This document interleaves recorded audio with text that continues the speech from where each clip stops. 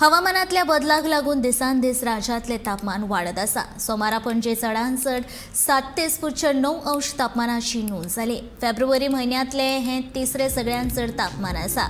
पणजेत 7 April 1989 दिसा 39.8 तापमान नोंद जाल्लें। राज्यातले सगळ्यांत चड तापमान 39.8 आसा। सोमारा जे तापमान नोंद जालां ते नोंद पळयल्यार 10वें सगळ्यांत चड तापमान आसा।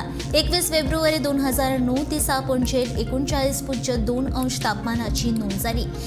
29 फेब्रुवारी 1984 दिसा 38 जाल्यार 20 फेब्रुवारी 1999 दिसा 37.7 तापमानाची नोंद जाल्या।